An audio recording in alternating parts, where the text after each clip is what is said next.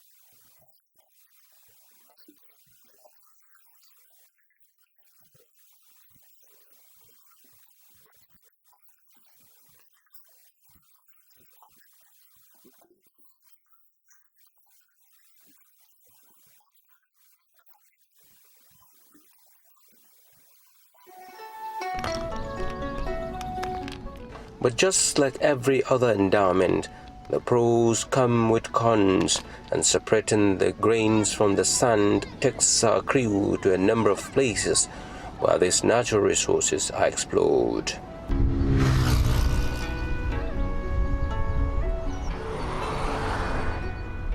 This task took us to Adudu in Obi local government area of Nasarawa state, a community in its shell. Peaceful and above all blessed underneath.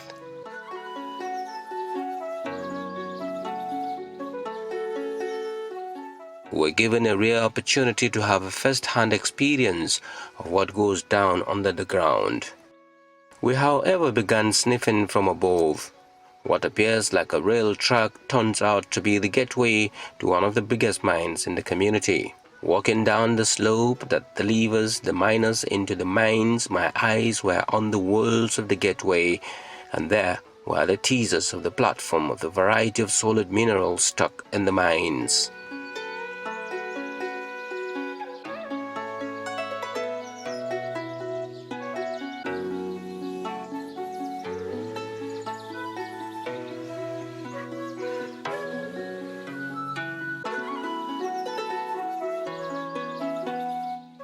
As we began to go deep into the mines, only the headlights gave signs of activities.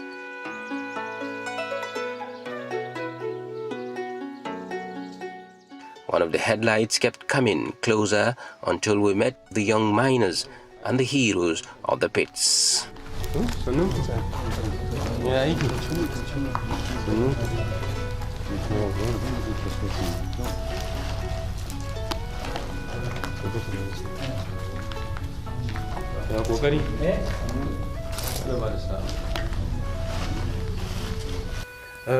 Tell us about this place. You work here. We dey do mining work. We dey comot this thing, tozalia and zinc inside every day. Okay. So how is the work? How would the work be? And the work dey so far they inside the work, but so you dey manage am every day.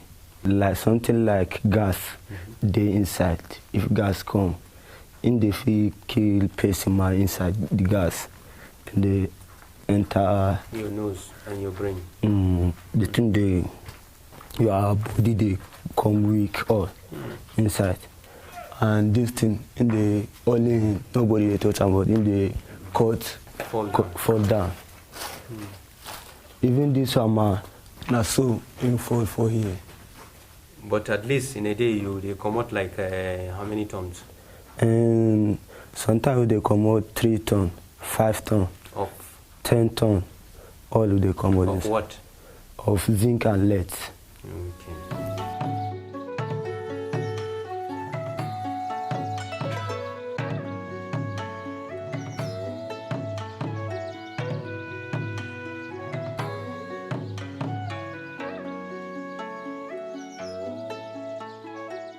Like the catches of the fishermen, so the precious stones are dug out without segregation, but most importantly, the way which is at every corner of the pit.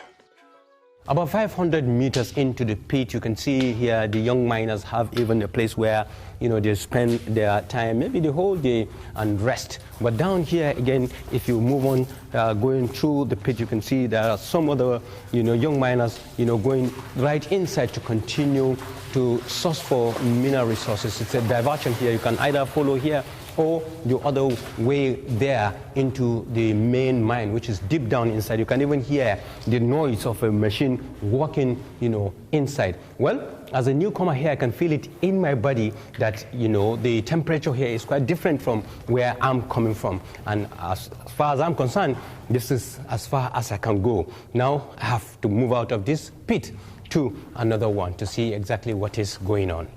Follow us. Again we faced the dark path of the mines out. The sun rays by the gateway, a sigh of relief.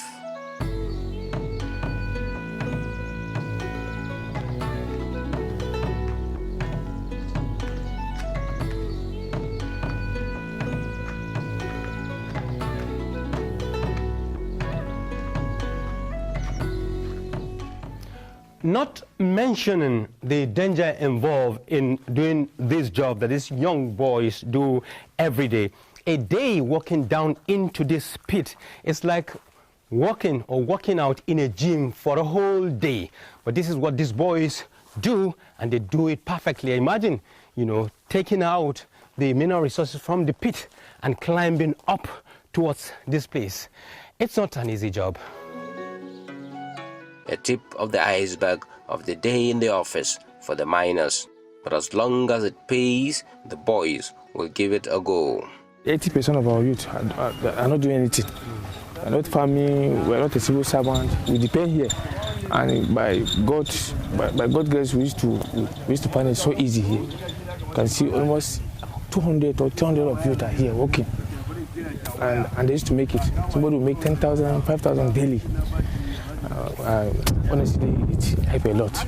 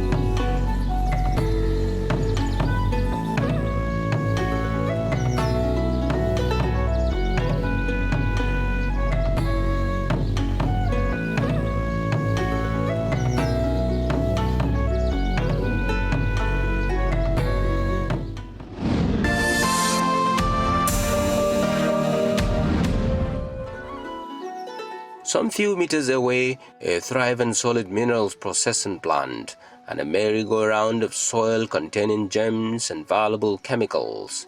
The mineral I'm holding here is a type of mica. And mica, we have many types of mica. And certain micas are associated with certain base metals. This particular one is Gilbertite mica. It's associated usually with tantalite. And it has several uses. Number one, you could use it for capacitors. If you know your electronics, you see something, when you break, you see something. This is the type of mineral that's inside there. It serves to reduce maybe shock. And then apart from that, you can use it. You have your convenience electric iron. Inside it, you have a mica there. Then other part of the world where you have temperature of 45 to 50 degrees around the Middle East, they use this, just like you do your POP today. You can use it and lay it as POP. Apart from that, the current usage now, as we speak, which is in the in the global economy now is the lithium. It contains also a lithium element inside it, which you are aware of the lithium phobia all over the world, the issue of lead batteries. But here, the percentage of lithium you get in mica is between 2-3%. Not like the embologonite and the rest that you get almost 8%. So if you have this, when you now squeeze it, you have several elements, and one of the key elements for green energy now is lithium. Here is the exemplary value addition in action.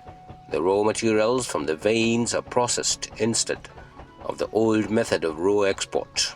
While the machines do their part, idle hands get engaged.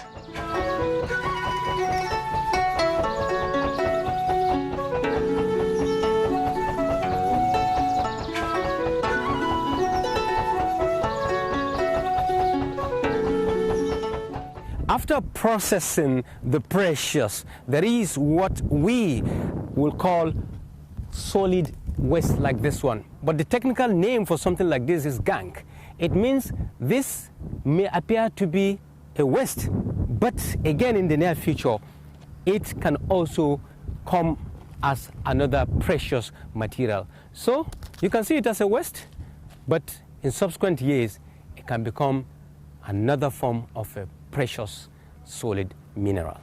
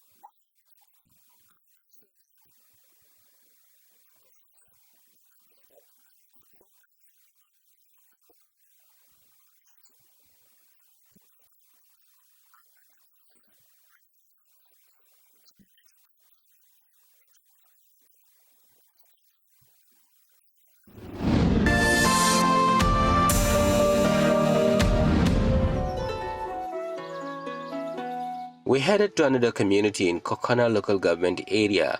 Here the flip side of mining threatening. Abundant mines widening their banks filled with water turned to bathtubs, but taking lives of the young, especially where primary school is a neighbor. Behind me you can see more like a sort of an artificial crater that was created due to open cast mining of beryl, tantalite, tourmaline, and then so many types of micas, from muscovite to biotite to glaucophyte, and then up to the gilbertite, which is associated with tantalite. But unfortunately, this particular area, the mining practice I've been doing here since time immemorial for the past 100 years is indiscriminate. That's why you have all manner of paddocks not going by the present mining law of 2007. So because of non-compliance with that, and maybe lack of poor monitoring and synergy, this gave birth to stagnation of water in this place, leading to environmental hazard in terms of leaching of certain minerals into the groundwater system, leading to contamination or pollution as the case may be. Apart from that, some animals, because as you see it, you can see this, the slope is steep, and once any animal comes here, he can slip and then fall inside. And the depth to the benthic zone is almost about 15-20 meters. So you can imagine, and we don't have technology to come and bring somebody out. And unfortunately, again, when you have this kind of condition or the kind of minerals in this area, they tend to undergo alteration at that step. They create sort of clay. So if somebody falls down without weight, you just go to go down, sink in that place. That's one. Then this place is very close to a primary school, which we are close by, less than about 50 meters to school, and you are having this kind of open kind of danger. Almost you are meeting the death. And this is a primary school where you have children of between 5 to 10 years school age, and they could be having that kind of temptation. Why not thinking that maybe it's even a swimming pool? So because of that, a lot of children, even adults have failed in this place, causing a lot of havoc. So there is a need for us to be able to imbibe standard mining practice so that all this ecological problem is going to be nipped in the bud. Just walking by this abandoned crater, which they said has been active in the 70s, 80s, I could just bend down and start picking some mineral resources. Here you could see clearly, and it means that this community has a lot of these underground, and a lot of this underground is also bringing a lot of trouble to members of this community.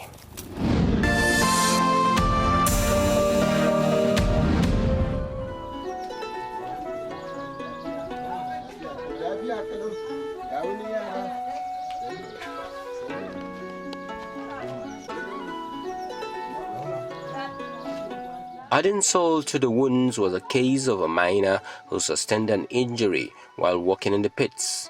He has been bedridden for a couple of years with family members calling for help.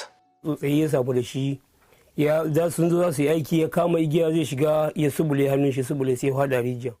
came to work at a certain mines. As he was about to roll down into the mines by the rope, he slipped off and fall inside. That was where he sustained a back injury. He was brought out lifeless. 6 years now, he has been on the bed, while the owner of the mine declined to help. Is there any possibility of mass casualty in the mines? I asked. This is given the manner in which many of the miners operate.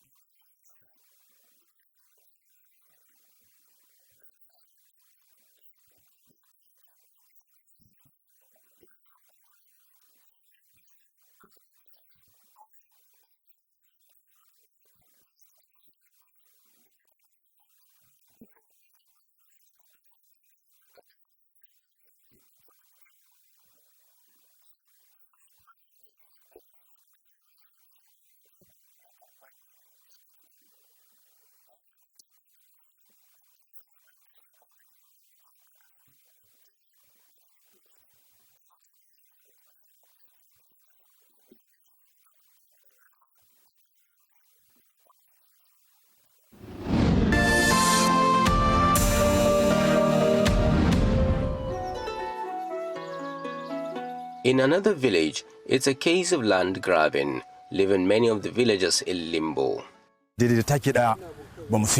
have not sold an inch of our land. We have never sold any part of the land. We have inherited from our forefathers. Anyone who approaches to buy will always reject such offers because our land is generational.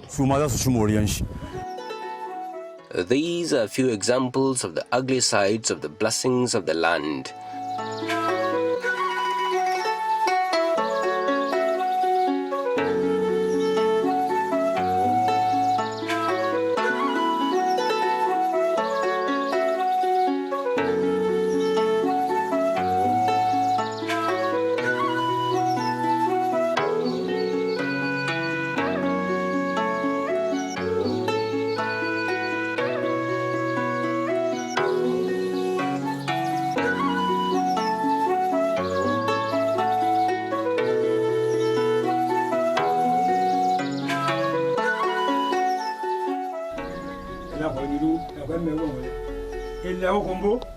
But then we had a close call with the rainmakers of Kana, a community that prides itself with a gift from the people of Doma.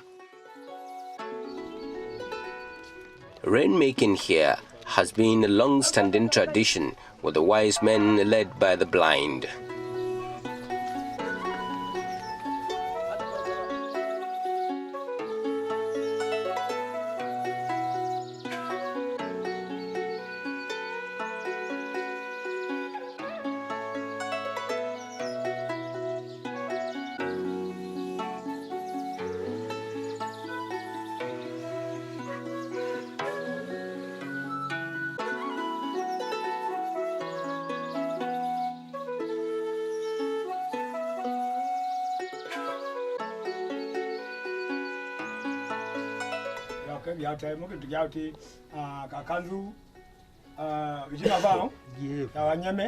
What's the relationship between the people of Kana and those of the Doma that even led to this thing?